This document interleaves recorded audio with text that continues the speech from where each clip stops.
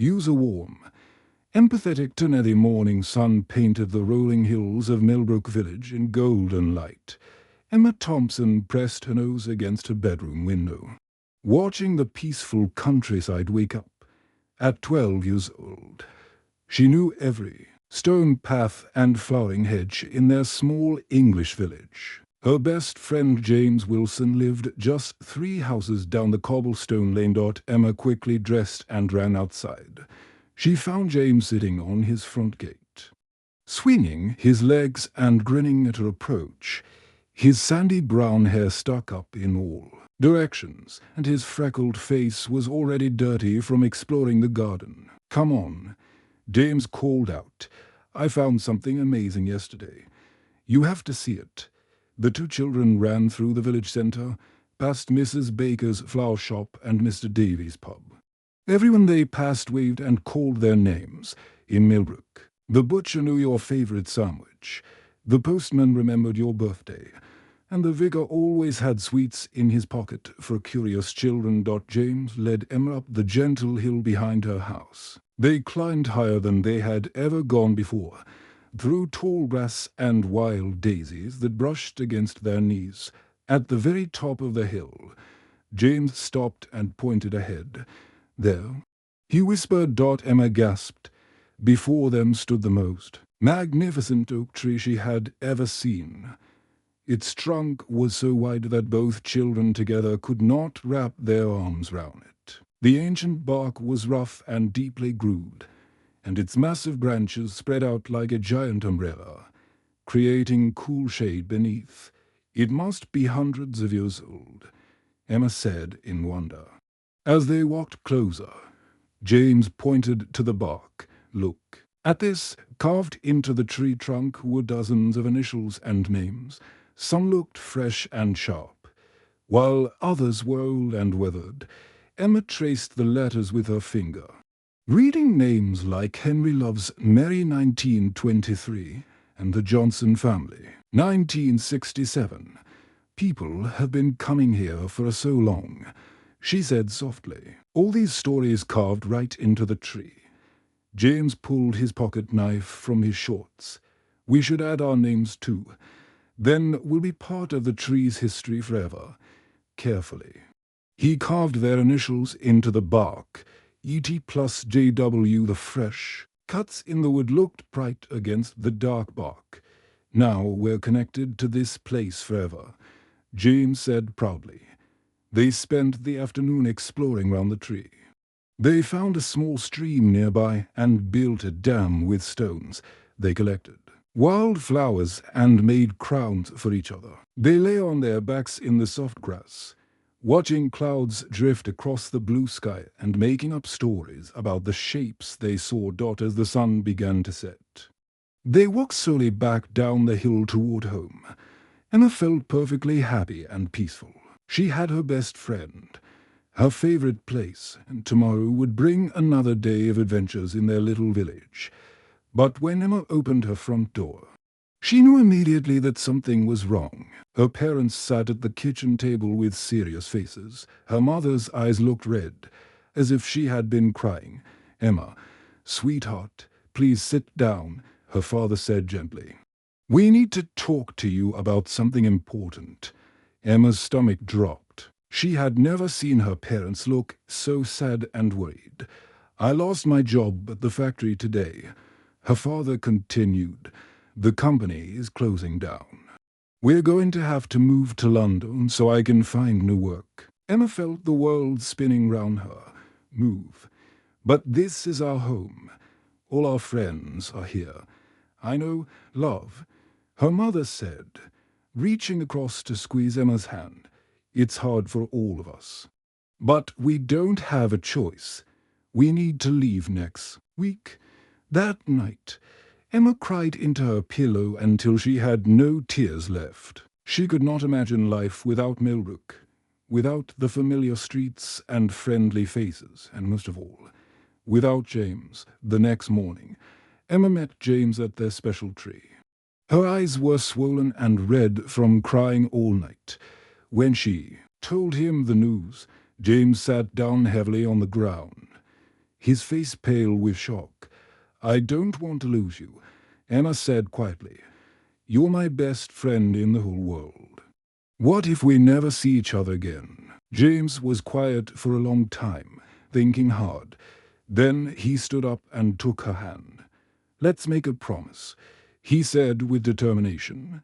"In exactly 20 years, on this same day, we'll both come back here. No matter where we are in the world, or what we're doing, we'll meet right here under our tree." Emma's face lit up with hope. "Really? You promise?" "I promise," James said firmly. "But what if we forget the exact date?" James ran all the way back to his house and returned with paper and a pencil. "We'll write letters to ourselves about who we are right now and what we hope for when we're grown up." They sat beneath the oak tree and wrote their letters. Emma wrote about loving stories and wanting to help people. James wrote about making the world more beautiful with flowers and gardens. They buried the letters in a small wooden box beneath the tree's roots. Then James found a heart-shaped stone and carefully broke it in half. "When we meet again in 20 years, we'll put our heart back together," he said, giving Emma one piece the next morning. As Emma's family car pulled away from Millbrook, both children pressed their faces to opposite windows. Emma clutched her half of the stone heart, watching James grow smaller and smaller until he disappeared completely. Use a warm, empathetic tone. 5 years had passed since Emma left Millbrook, and those years felt like a lifetime. She was 17 now, walking through the crowded streets of London with her school bag heavy on her shoulder. The city was so different from her quiet village. Cars honked loudly. People rushed past without looking at each other, and tall buildings blocked out most of the sky. Emma's family lived in a small flat above Mr. Patel's corner shop. The flat had only 2 bedrooms, so Emma slept on a fold-out bed in the living room. Every morning she woke up to the sound of customers buying newspapers and milk downstairs. The walls were thin, and she could hear every conversation, every doorbell, every footstep on the stairs. Money was always a problem in their house. Emma's father had found work in a warehouse, but it paid much less than his old job at the factory. Her mother cleaned offices early in the morning and late at night. Emma tried not to ask for the things she wanted, like new books or clothes that fit properly. She wore her school uniform until it was too small and patched up her shoes when they got holes. At school, Emma's English teacher, Mrs. Davies, often kept her after class. "Emma, your essays are wonderful," she would say, holding up Emma's latest assignment. "You have a real gift for writing. You should think about applying for a university scholarships." Emma's heart would leap with hope, but then reality would crash back down. "My family can't afford the application fees," she would explain quietly. "And even with a scholarship, there are so many other costs." Mrs. Davies tried to help, giving Emma information about grants and programs for students from poor families. But Emma knew that even if she got help with university, her family needed her to work and bring in money now. After school each day, Emma hurried to her job at Murphy's Cafe on the corner. She served tea and sandwiches to office workers and students. The work was tiring, and her feet ached from standing all day. She watched other teenagers her age laughing with friends or talking about their plans for university. Emma felt like she was watching life happen to other people while she stood behind the cafe counter. The hardest part was the loneliness. In Millbrook, Emma had known everyone's name, and they had known hers. Mrs. Baker would ask about her school projects. Mr. Davies would save her favorite sweets. The vicar would wave from across the street. In London, Emma could walk for hours and never see a familiar face. She was just another person in a crowd of millions. Far away in Millbrook, James was facing his own difficult choices.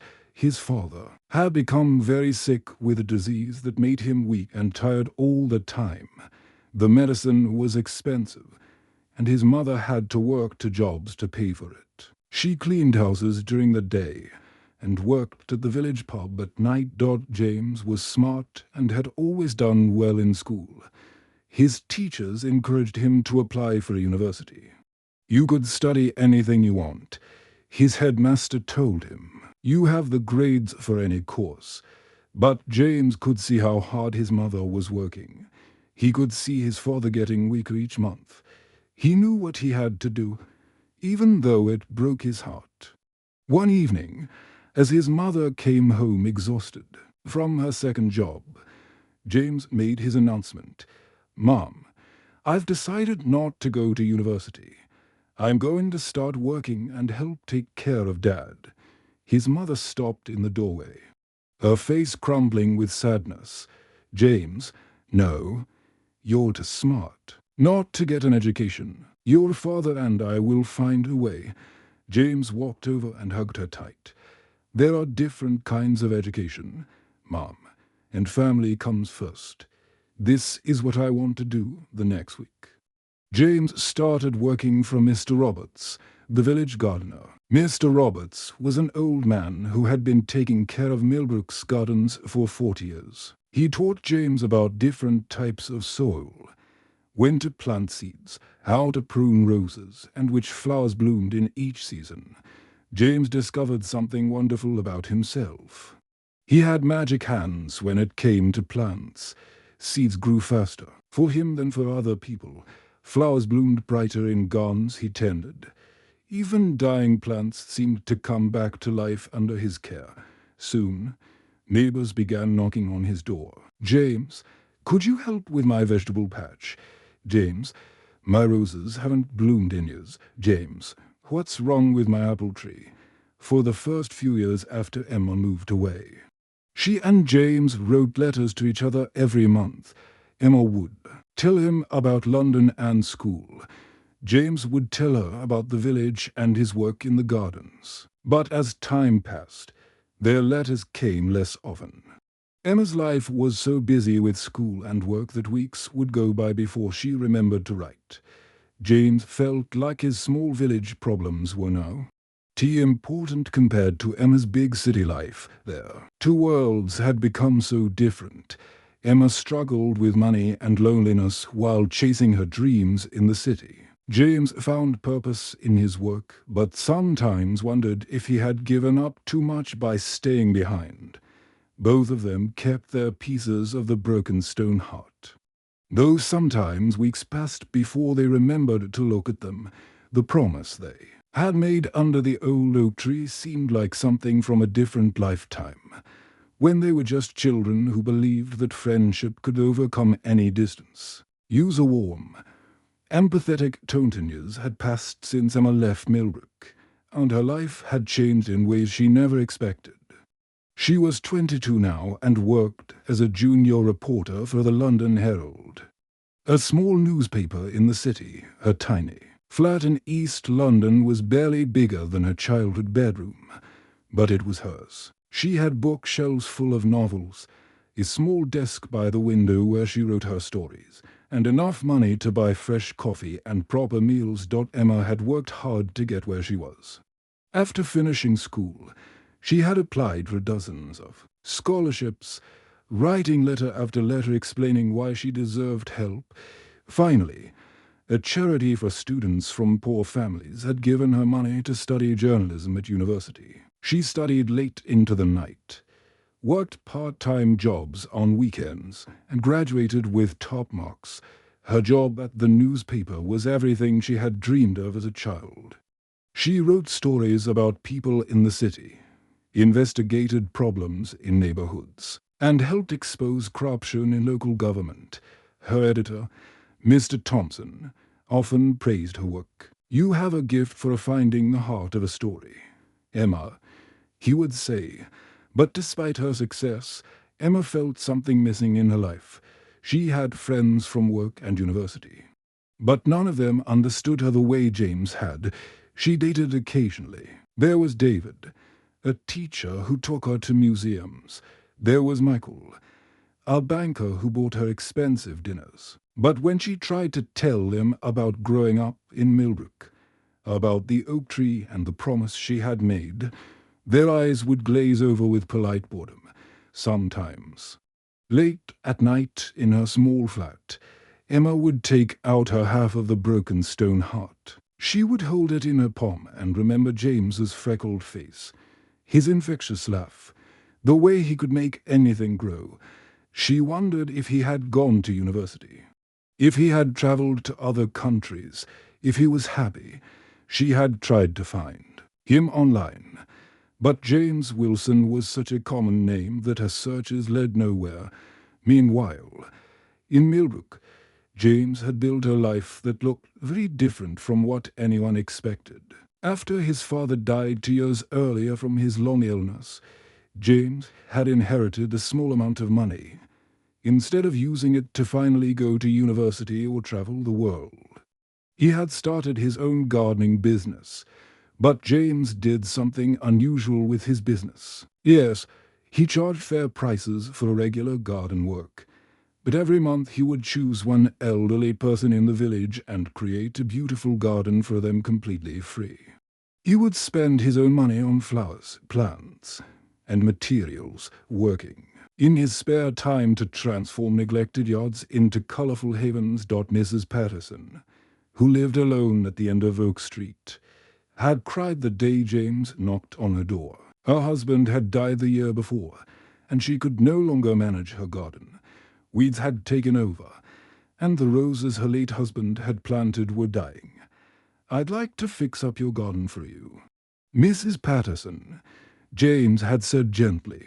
"No, Charge, I just think everyone deserves to have something beautiful to look at." When he was finished, roses bloomed outside her kitchen window, and colorful flowers lined the path to her front door. Mrs. Patterson invited him in for tea, tears streaming down her face. "No one's done anything this kind for me in years," she said. "You're an angel, James Wilson." James had also gotten married. Lucy was a sweet, quiet girl from the neighboring village of Westbrook. She had curly red hair and worked as a nurse at the local clinic. They had a small wedding in Millbrook's ancient church, with the whole village in attendance. Lucy loved James's kind heart and the way he could make any plant thrive under his care. But their marriage carried a sadness that grew heavier each year. They wanted children desperately. But despite trying for 3 years, Lucy had not gotten pregnant. They had seen doctors in the city who gave them expensive tests and medications, but nothing worked. Each month brought hope, followed by disappointment. Lucy often found James standing at their bedroom window, staring out at the hill where the old oak tree stood. She knew he was thinking about Emma, though he rarely spoke about his childhood friend anymore. "You're thinking about her again, aren't you?" Lucy would ask gently. Not with jealousy, but with understanding. James would put his arm round his wife and sigh. "I just wonder if she's happy," he would say quietly. "If she found what she was looking for. If she even remembers our promise." What neither Emma nor James knew was that their special tree was in terrible danger. A large development company called Morrison Holdings had bought the hill and the land round it. They planned to build a shopping center with a large parking lot. The old oak tree, with its carved initials from generations of lovers and friends, with the buried letters and promises beneath its roots, was scheduled to be cut down. The 10th anniversary of their promise came on a rainy Tuesday in March. Emma was at work, interviewing a local politician about housing problems. James was planting daffodils in the cemetery. Neither of them remembered the date, buried as it was under the weight of adult responsibilities, work deadlines, marriage difficulties, and the daily struggle to build meaningful lives. The childhood promise that had once seemed so important was now just a distant memory, like a half-remembered dream from long ago. Use a warm, empathetic tone. 2014. Emma's life looked successful to anyone who saw her. She was 29 years old and had been promoted to senior journalist at the London Herald. She travelled across England writing important stories about politics, crime, and social issues. Her flat in London was bigger now, with a proper bedroom and a living room filled with awards and framed newspaper articles she had written. But on a cold, rainy Tuesday evening in November, Emma sat alone in her flat, feeling emptier than she had ever felt before. She had just returned from covering a story in Manchester about homeless families. The work was meaningful. But coming home to her quiet flat reminded her that she had no one special to share her experiences with. She decided to clean out her closet and found several old cardboard boxes she had brought from her parents' house years ago. Most contained school papers and old clothes, but at the bottom of one box, wrapped in tissue paper, was a small jewelry case she had forgotten about. Emma opened the case with trembling fingers.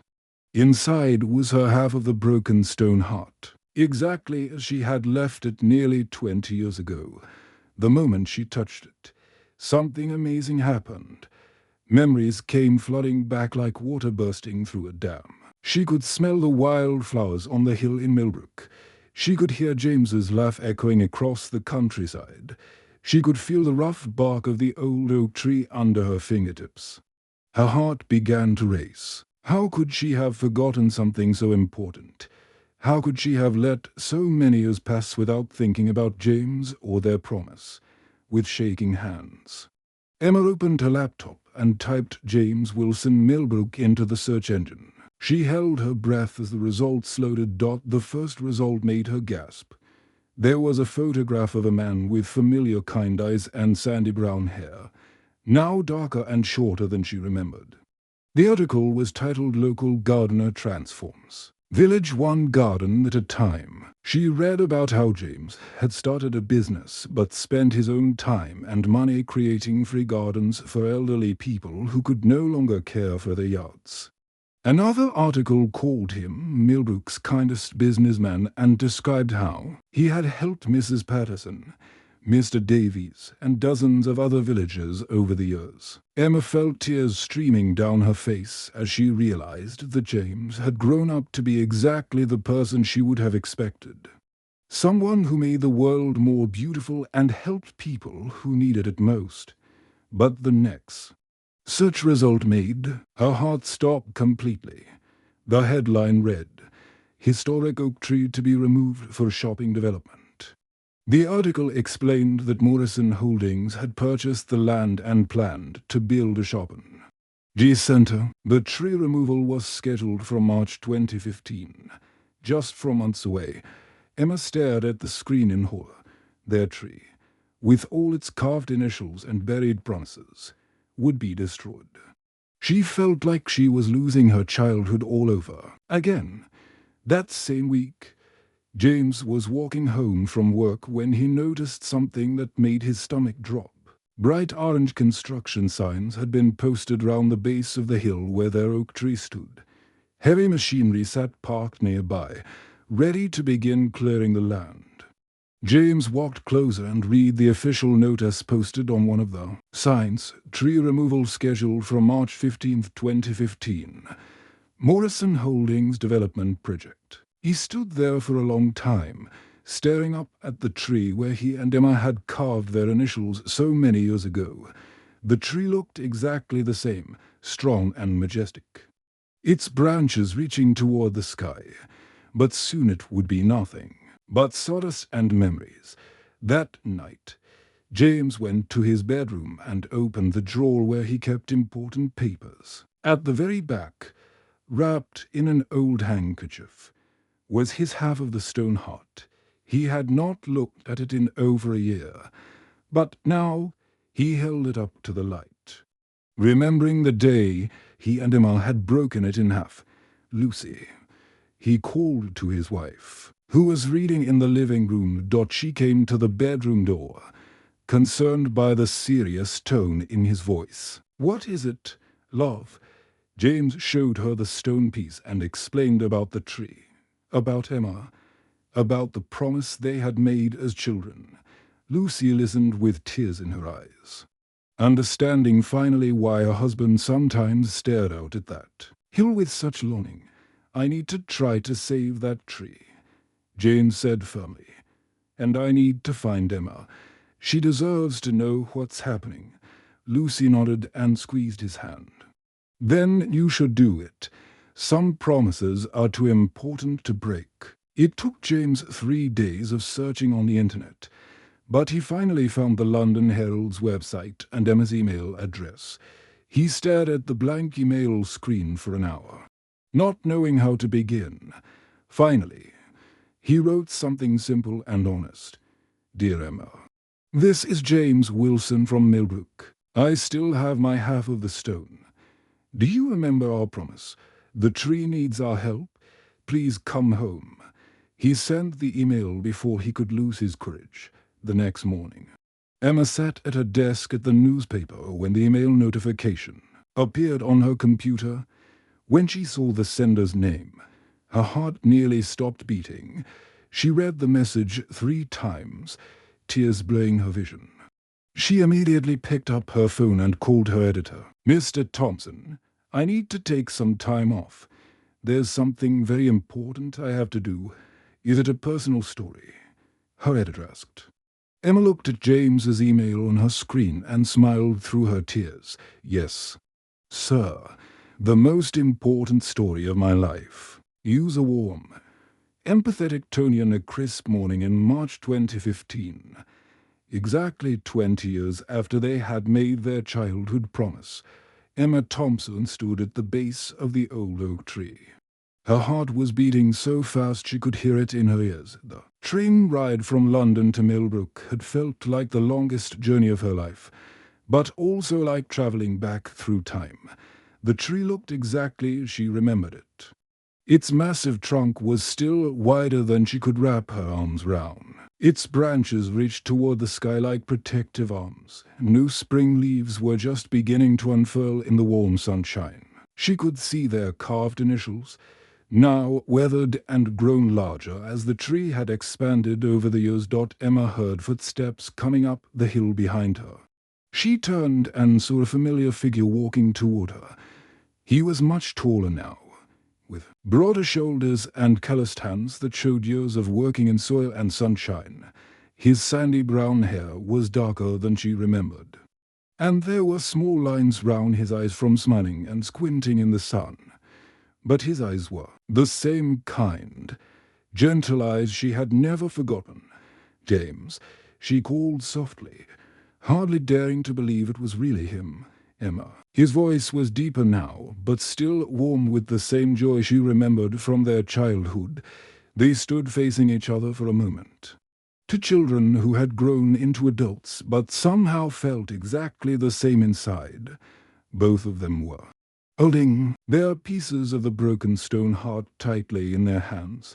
"You came," James said, his eyes bright with tears. He was trying not to cry. "I almost forgot," Emma admitted, feeling ashamed. "Life got so busy, and it seemed like such a long time ago. But some promises are too important to break." James smiled, the same grin that had made her laugh when they were 12. "I'm so glad you remembered. I wasn't sure you would get my email. I wasn't even sure you would want to come." Emma shook her head. "As soon as I read your message, I knew I had to be here. This place, this tree. Our promise. It's the most important thing I've ever done." Together, they walked to the exact spot where they had buried their time capsule 20 years before. James had brought a small shovel, and they took turns digging in the soft earth beneath the tree's roots. Finally, Emma's shovel hit something hard. They pulled out a small metal box. Rusty now, but still intact. Inside were 2 folded pieces of paper, yellowed with age but still readable. Emma opened her letter first and read it aloud in a shaky voice. Her 12-year-old self had written about wanting to tell stories that would help people and make the world a better place. James read his letter next, written in his careful schoolboy handwriting about wanting to make the world more beautiful with flowers and gardens. Both of them started laughing and crying at the same time. "We did it," Emma said wonderfully. "We both became exactly what we dreamed of being, just not in the ways we expected." James nodded, wiping tears from his eyes. "You became a writer who helps people with your stories. I became a gardener who makes the world more beautiful. Our 12-year-old selves would be so proud." But then James's face grew sad. "Emma, I have to tell you something awful. The tree is going to be cut down next week. That development company has all the permits. The construction crew is scheduled to arrive on Monday morning." Emma looked up at the mighty oak tree, its branches now full of new spring leaves that rustled gently in the breeze. She thought about all the couples who had carved their initials here, all the children who had played beneath its shade, all the generations who had found comfort and joy under its protective branches. "Not if I can help it," Emma said with determination. "I'm a journalist now. James, I've learned how to fight with words, and I'm good at it." Over the next week, Emma worked harder than she had ever worked in her life. She wrote the most important story she had ever written. Titled "The Heart of a Village," "Why One Oak Tree Matters More Than Any Shopping Center," she wrote about the tree's history, about the dozens of names carved into its bark, about the promises made and kept beneath its branches. She wrote about James's kindness to the elderly villagers and about the community that had grown. Around this special place, Emma sent her story to every newspaper in England. She posted it on social media and asked people to share it. Within 3 days, the story had been shared thousands of times. Donations poured in from people all over the country who wanted to help save the tree. The local council received hundreds of letters and phone calls demanding that the tree be protected. James organized everyone in Millbrook. When the construction trucks arrived on Monday morning, they found a human chain of villagers holding hands round the base of the oak tree.